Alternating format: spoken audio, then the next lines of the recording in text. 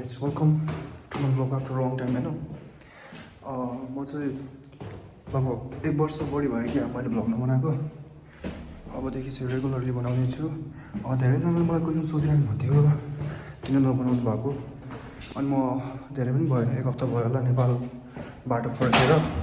म नेपाल पनि गएको थिएँ त्योभन्दा अगाडि पनि, अनि बिजी त होइन तर पनि टाइम हुँदाखेरि नि कस्तो ब्लग बनाउनु त्यस्तो त्यो के भन्छ त्यसलाई इच्छा थिएन, सपोर्ट पनि त्यस्तो थिएन नि त ब्लगमा, अनि त्यही भएर पनि अनि किन टाइम वेस्ट मात्र गर्ने भनेर। तर अबदेखि चाहिँ बनाउँछु। अनि अहिले हिउँ पर्ला जस्तो पनि भएको छ। आज पनि त्यस्तो त बनाउँदिनँ, अब कामसम्म जान्छु, कामसम्म गएर अनि अलिकति बोलिरहेको छु। अनि त्यही पनि मेरो म यहाँ घुमेको भिडियो हुँदा नि मेरो यहाँ चाहिँ लगभग मैले इन्फर्मेसन कोरियाको बारेमा अनि डोङसिन युनिभर्सिटीको बारेमा म कुरा गरिरहेको हुन्छु। अब बसभित्र चढेपछि बनाउने छु। अहिलेको लागि बाइक म चाहिँ अहिले बसमा बसिसकेँ। अब बसमा त्यति हल्ला गर्न मिल्दैन नि त। अनि अब सिधै उत्रेपछि गर्छु। बसमा त्यस्तै हो।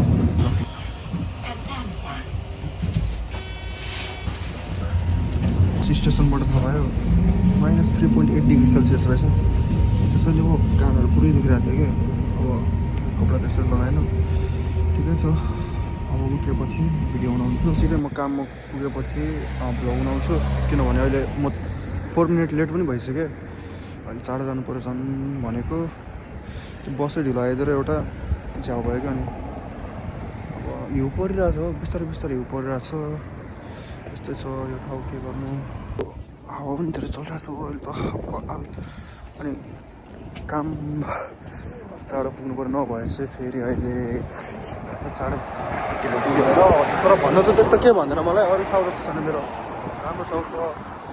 तर जति जे भने पनि अब अर्काको आफूले गर्ने ड्युटी फुल गरिदिनु पऱ्यो नि त टाइममा पुगेर।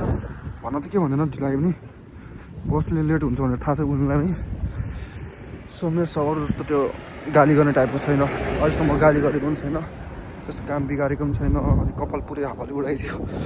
सो अब सिधै म काममा पुगेर गर्छु। अब छिटो पालि जानु पऱ्यो। यो मार्चिङ टेकमा आउनेहरू राम्रोसँग भाषा पढेर आउनु, हामी जस्तो त्यस्तो लापरवाही गरेर नआउनु।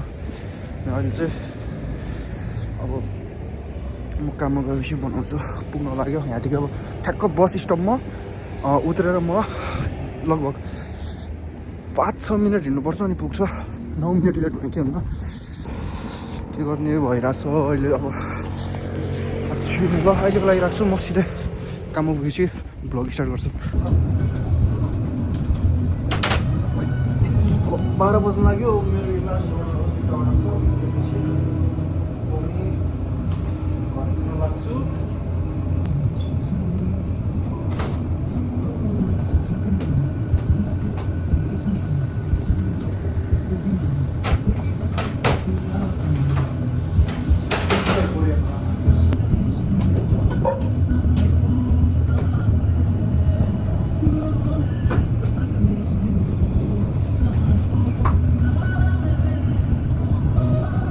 अनि अब म बाहिरको सिन आउँछु। यस्तो मौसममा काम गर्न मजा आउँछ क्या।